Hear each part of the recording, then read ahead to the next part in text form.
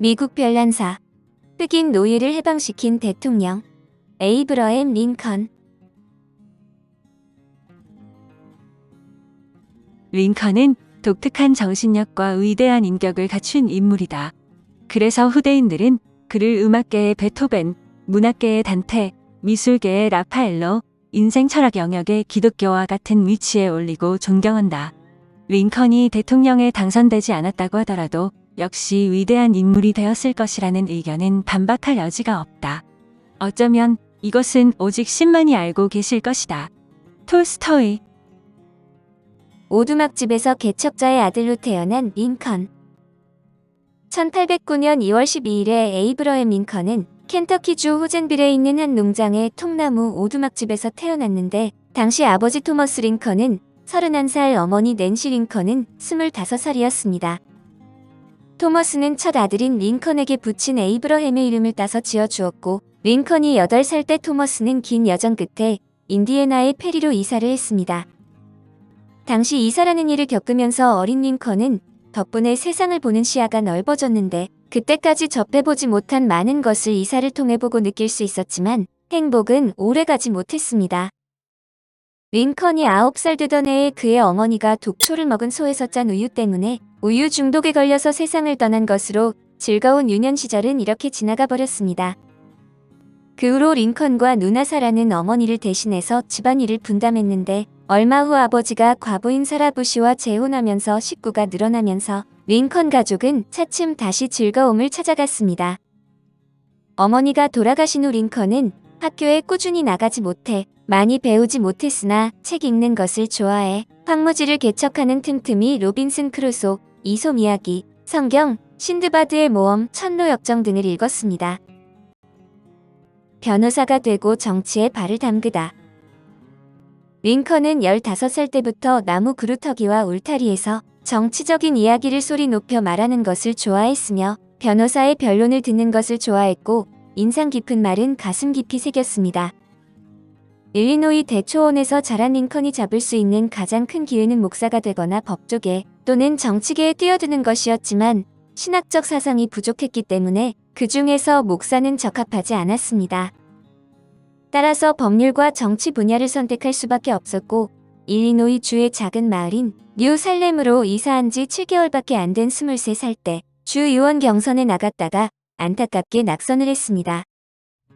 그전에는 뱃사공, 측량사, 우체국장, 가게 점원, 목공, 농장 일꾼 등 다양한 일을 하며 고단한 삶을 살았고, 2년 후인 25살의 링컨은 상가문 카운티의 하원 의원으로 순조롭게 당선되어 정계에 입문했습니다. 임기가 끝났을 때 그는 주 법원에서 인가하는 변호사 자격을 취득했는데, 하원 의원으로 당선되고 변호사 자격을 얻었지만 링컨의 처지는 그다지 개선되지 않았습니다. 여전히 주머니 사정이 빠듯했고 사랑의 꽃도 쉽게 피우지 못했는데, 그러다 34살에 메리 토드를 만나 결혼을 했습니다. 한편 노예제가 한창이던 시대였으므로 링컨도 그 문제에 직면할 수밖에 없었는데, 동정심이 많은 그는 태생적으로 노예제에 반감을 느꼈고 암암리에 그런 감정을 표현했습니다. 그러나 주의회에서 도망노예법 폐지에 관한 논쟁이 한창 벌어졌을 때도 링컨은 그것이 불공평하다고 생각했지만 그 법안의 폐지 의견에 반대했습니다.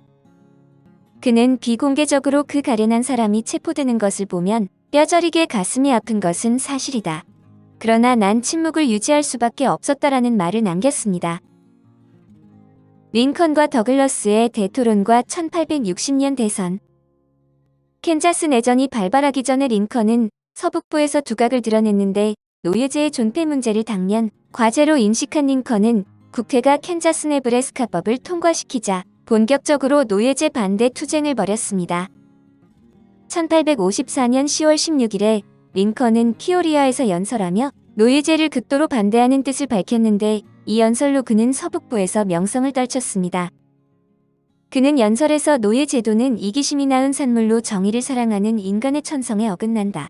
이 두 원칙은 영원히 적대적 관계로 노예제가 확산의 원칙들이 부딪히면 여러 고통과 흥분이 뒤따를 것이다 라고 말했습니다. 4년 후 일리노이주 하원 의원 선거에서 링컨은 스티븐 더글러스와 경쟁했는데, 선거운동 초기에 그는 감정에 호소하며 연설을 했습니다. 1858년 여름과 가을 내내 링컨과 더글러스는 전국을 돌며 공개 토론을 벌였는데 토론장에서 화려한 옷차림을 하고 무염을 지킨 상원 의원 더글러스와 달리 링컨은 주름살 가득한 얼굴과 마른 체구로 몹시 튀었습니다. 연설단에 오른 그의 걸음걸이는 비틀거렸고 몸에 맞지 않는 쭈글쭈글한 옷을 입고 있었으며 관중을 바라볼 때는 늘 우울한 표정을 지었습니다. 토론에서 더글러스는 링컨이 주장하는 대로 노예제를 폐지한다면 동족 상잔의 비극을 겪게 될 것이라고 주장했습니다. 그리고 링컨은 드레드 스콧 판결을 인용하여 노예제를 인정할지 말지는 주민 스스로 결정한다는 더글러스의 주민주권론을 반박했습니다. 1858년 국회의원 선거에서 승리한 공화당은 1860년 대선에서 승리를 기대할 이유가 충분했는데 당시 공화당은 단순한 정당이 아닌 북부 소속 정당이었습니다. 공화당의 3차 투표에서 링컨이 대통령 후보로 지명되었는데 그 외에 북부 민주당의 스티븐 더글러스, 남부 민주당의 존 브레키니지, 재헌 연방당의 존 벨 후보가 있었습니다. 링컨은 이 경선에서 승리하면서 뉴저지를 제외한 모든 자유주에서 선거인단의 표를 얻었으나 남부 10개 주에서는 한 표도 얻지 못했습니다. 브레킬리지는 각 면화 제베주와 노스캐롤라이나, 델라웨어, 메릴랜드에서 표를 얻었고 더글러스는 일반 투표에서는 링컨 다음이었지만 선거인단 투표에서 획득한 표는 겨우 3장뿐이었습니다. 대통령에 취임하지만 남북으로 분열된 남북전쟁. 링컨의 당선은 남부의 노예주인들에게 충격으로 다가왔고 이는 그들에게 아주 큰 불만과 공포감을 불러일으켰는데 분리주의자의 눈에는 연방파를 갈라놓을 좋은 기회였습니다. 1860년 12월 20일에 사우스캐롤라이나가 먼저 미국 연방에서 탈퇴한다고 선언했고 이듬해 1월 미시시피, 플로리다, 엘라베마, 조지아, 루이지애나 등 여러 주에 이어 2월에는 텍사스 주가 연방을 이탈했습니다. 2월 4일에 사우스캐롤라이나를 선두로 조지아, 엘라베마, 미시시피, 루이지애나, 플로리다, 텍사스 등 7개 주의 대표들이 엘라베마의 몽고메리에서 회의를 열고 그 결과 8일에 아메리카 남부 연합을 세웠습니다. 다음 날 각 주의 대표 42명은 제퍼슨 데이비스와 알렉산더 스티븐스를 임시 대통령, 부통령으로 선출하고 임시헌법 일부를 통과시켰습니다. 남부 7개 주의 이러한 분리 행보는 북부에서 복잡한 반응을 불러일으켰는데 공화당 급진파는 남부의 연방 탈퇴를 강력하게 막아야 한다는 굳은 의지를 보였습니다. 1861년 1월 29일 급진파 지도자인 세디어스 스티븐스가 하원에서 남부 각 주의 분리 행동은 연방을 배반하는 것이므로 가차없이 엄하게 다스려야 한다고 강력하게 주장했습니다.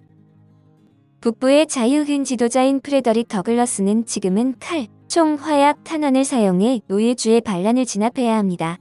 이를 포기하면 연방을 지킬 수 없습니다라고 호소했습니다. 그러나 북부 민주당은 남부 노예주들의 반란을 동정했는데 윌리엄 게리슨 등 노예제 폐지론자는 남부가 연방에서 탈퇴하도록 해야 노예제 문제를 해결할 수 있다고 생각하기도 했습니다.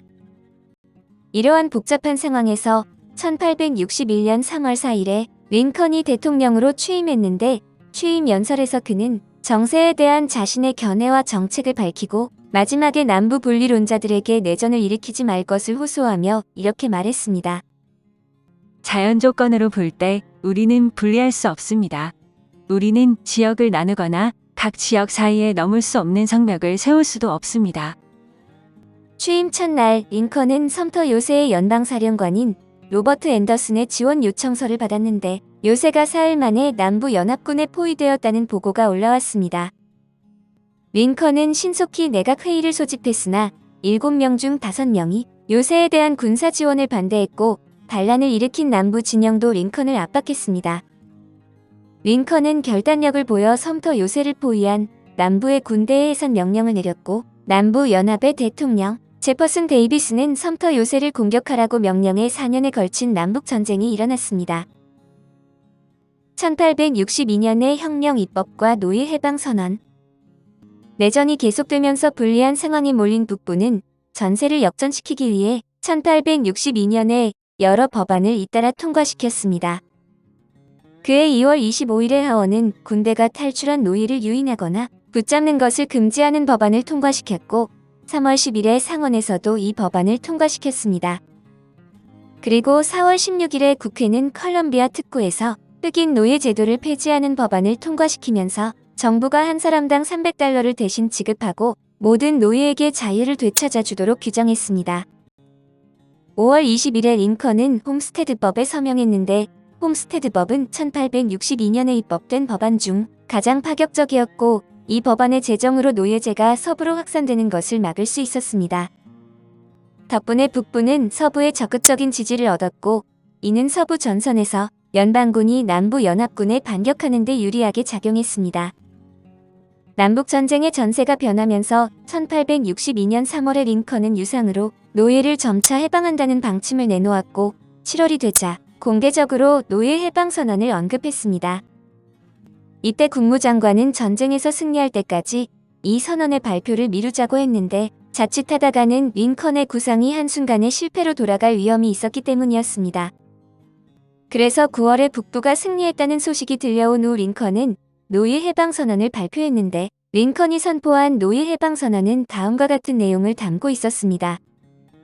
반란에 참여하지 않은 경계 사주에서 유상으로 노예를 해방할 것이다. 현재 반란 상태에 있는 주의 노예는 1863년 1월 1일부터 영원히 자유의 몸이 될 것이다. 노예 해방 선언문의 발표는 엄청난 반향을 불러일으켰는데 노예제 폐지파 지도자인 윌리엄 게리스는 선언을 지켜 세우며 위대한 역사적 사건이다. 이 선언은 미국의 노예제 폐지에 깊은 영향을 끼칠 것이다 라고 말했습니다. 1863년 1월 1일에 링컨은 전 세계의 노예 해방 선언문을 공식적으로 발표했는데 이에 북부의 자유흑인들은 환호하며 기뻐했고 남부의 흑인 노예들은 북부로 탈출을 시도했습니다. 그리고 남부의 노예주들은 노예 해방 선언을 미국 역사에서 가장 놀라운 정치적 악행, 가장 어리석은 정치적 실수라고 맹렬하게 비난했습니다. 노예 해방 선언문이 발표된 이후 자유를 향한 열망에 고무된 흑인들의 입대 행렬이 이어졌는데 그중 한 흑인이 군중 집회에서 이렇게 말했습니다. 만약 우리가 전투에 참여하지 않는다면 신을 배반하는 것이고 조국과 종족, 우리 자신을 배반하는 것이다.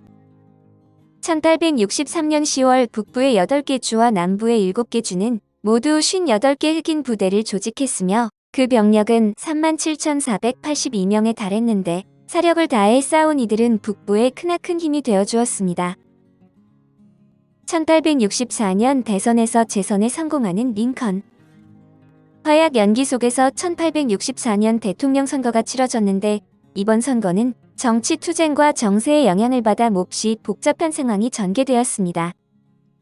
1864년 6월에 공화당은 대통령 후보로 링컨을 지명했으나 전쟁에서 북부군의 상황이 좋지 못한 데다 전쟁 이후 남부의 재건 문제를 놓고 링컨과 급진파가 분쟁을 겪은 뒤라 링컨을 반대하는 움직임이 일어났습니다. 존 포브스는 링컨은 나약한 대통령이다. 그는 활력과 결단력, 대담성이 부족하다. 이런 이유로 국가는 고통을 받았다라는 식으로 공격적인 발언을 하고 셀먼 체이스를 대통령 후보로 추천했습니다. 일부 급진파 인사들도 링컨이 고의적으로 국민의 입법 권한을 침해했다고 비난했는데 이렇듯 링컨의 후보 자격을 다시 고려해 달라는 요청이 여기저기서 터져나왔습니다. 이런 공화당의 불안은 민주당에 기회를 제공했는데 민주당은 전쟁 반대를 구호로 내세우고 흑인 인종차별을 선동하고 링컨을 거침없이 헐뜯으면서 맥클렐런을 대통령 후보로 지명했습니다. 그런 후 불리한 상황에 놓인 링컨에게 타협을 권유했으나 링컨은 그 제안을 거절했는데 전쟁의 상황이 바뀌면서 정치적 상황도 링컨에게 유리하게 변했습니다. 9월 10일에 애틀랜타에서 윌리엄 셔먼이 승전보를 전하면서 링컨은 입지를 굳혔고 결국 링컨은 11월 8일에 재선에 성공하여 대통령에 연임됐습니다. 당선 후 링컨은 곧바로 국회에 수정헌법 13조를 통과시키라고 호소하며 노예제도 폐지를 헌법으로 보장하고자 했고 12월 국정연설에서 이렇게 말했습니다. 제가 현재 지위를 계속 유지하는 한 노예 해방 선언을 철회하거나 수정할 생각은 없습니다. 이 선언이나 국회의 어떠한 법안을 근거로 자유를 획득한 그들을 다시 노예로 돌려보내지 않을 것입니다. 1865년 1월 1일 하원에서 119표 대 56표로 헌법 수정안이 통과했고 1865년 말에 이 수정 헌법 제13조가 정식으로 발효되면서 마침내 미국에서 노예제가 자취를 감췄습니다. 아무도 몰랐던 생의 마지막 연설. 1865년 4월에 남부 연합군의 총사령관인 로버트 리가 투항하면서 남북 전쟁은 끝났고 사흘 후 링컨은 당시 그 연설이 마지막이 될 줄은 아무도 몰랐던 생의 마지막 연설을 했습니다. 링컨은 연설에서 남부의 재건 문제에 대한 의견과 정책을 거듭 이야기하면서 남부에서 백인 10%가 충성 선서를 하고 주 정부를 세우기만 하면 연방에 다시 가입할 수 있다고 제시했습니다. 그리고 남북전쟁을 일으킨 남부의 대통령 데이비스와 그 내각 의원들의 체포에 대해 거부권을 행사하며 과거의 적을 박해하거나 죽이지 말라고 했습니다. 그러나 관용을 베풀어도 남부 노예주의 환심은 사지 못했고 오히려 링컨에 대한 그들의 분노는 더욱 강해졌습니다. 1865년 4월 14일 링컨은 마지막 내각 회의를 소집해서 남부에 대한 봉쇄를 풀기로 했고 그날 밤 그는 부인과 함께 워싱턴 포드 극장에서 열리는 승리 축하 파티에 참가했습니다. 링컨이 관람석에 앉아 연극을 관람하고 있을 때 남부 지지자인 존 윌크스 부스가 관람석에 들이닥쳐 링컨의 뒤에서 머리에 총을 쏘아 치명상을 입혔고 다음날 새벽 링컨은 세상을 떠났습니다. 이에 150만 명이 직접 링컨의 빈소를 찾았고 700여만 명이 그의 죽음을 애도했는데 여러 국가의 진보주의자들도 애도 의식을 거행하고 연설과 선언을 하며 링컨에 대한 존경과 그리움을 표현했습니다. 링컨은 이렇게 많은 존경과 찬양을 받을 자격이 충분했는데 그는 미국인을 이끌고 진보와 통일 수호를 위한 전쟁을 펼쳤으며 미국 사회의 발전을 촉진했습니다. 또 그는 모든 인생은 평등하다는 원칙을 끝까지 고수했고 국민을 위한 정치라는 명언을 남기며 자산계급 민주주의에 희망을 주었습니다. 무엇보다 가장 큰 업적은 끝까지 노예제에 반대한 일인데 노예제 폐지를 선포한 노예 해방선언문은 링컨의 이름과 함께 영원히 기억될 것입니다. 오늘 미국 별난사는 흑인 노예를 해방시킨 대통령 에이브러햄 링컨이었습니다.